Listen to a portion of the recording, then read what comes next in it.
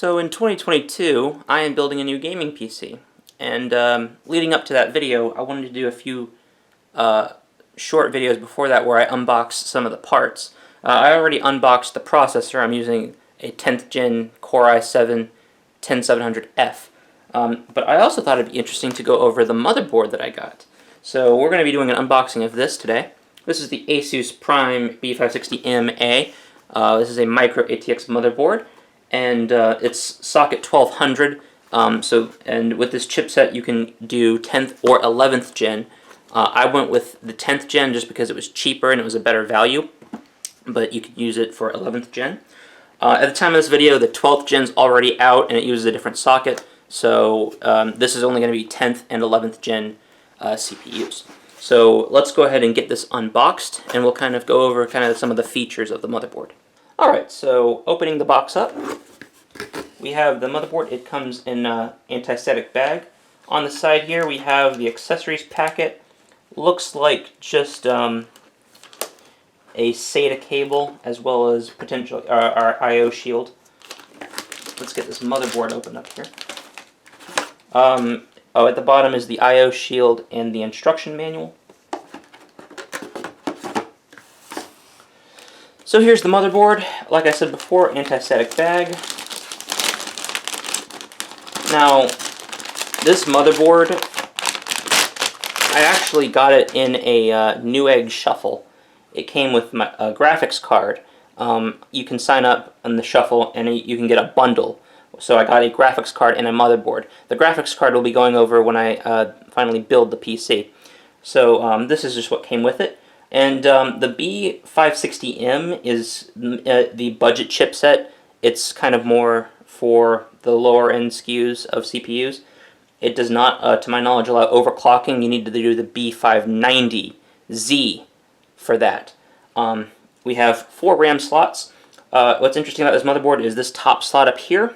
That is PCI Express Gen 4.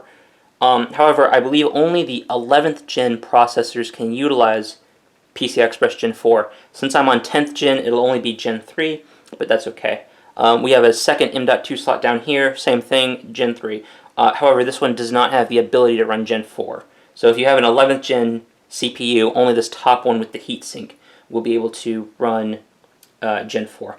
VRM layout is pretty simple all around here. The socket here, pretty simple, because like I said, this is intended for the more budget-oriented, lower of the line chips.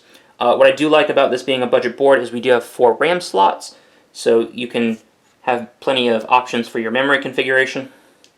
We have our 24-pin power, USB 3.0, SATA on the side. That's interesting, right there. There's obviously your chipset. This is PCI Express Gen 4 slot. This one that's metal reinforced. This one down here is just Gen 3. So again, if you have the 11th gen CPUs, your top slot can run your GPU at Gen 4 speeds. This also does have support on the side here for a Wi-Fi card and Bluetooth as well.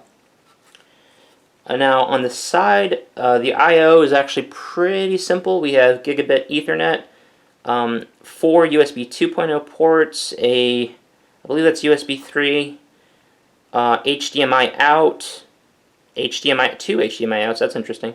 Display port. That's a lot of, and like I'm using an F series CPU, so I won't even be able to utilize those. PS2, USB-C. That's interesting. I don't believe that is Thunderbolt. I think it's just normal USB-C, and then your microphone jack layout. So pretty simple I/O. Your 8-pin CPU power up top. So it's a very, very simplistic motherboard. It's a budget-oriented, and that was kind of the whole point. It's just something kind of low-powered that's going to run the CPU for me for my games. I don't need anything that's too fancy. That's basically going to do it. This was just kind of an unboxing and a general overview of this motherboard. So just to give you an idea of what comes in the box, because from doing a little bit of research online, with the Newegg Shuffle, this particular motherboard, apparently they had a lot of these in stock, because these kind of budget-oriented boards for the new gen CPUs, well, when it was new at the time, they just kind of got overstocked. So with the Newegg shuffles and the graphics cards, they're trying to liquidate these. So a lot of people ended up getting this exact motherboard, including me. So I hope you enjoyed the video. This is just my unboxing of the Asus Prime B560-A motherboard. If you liked the video, please leave a like and subscribe. And come back next time when we build the CPU. We'll see y'all then.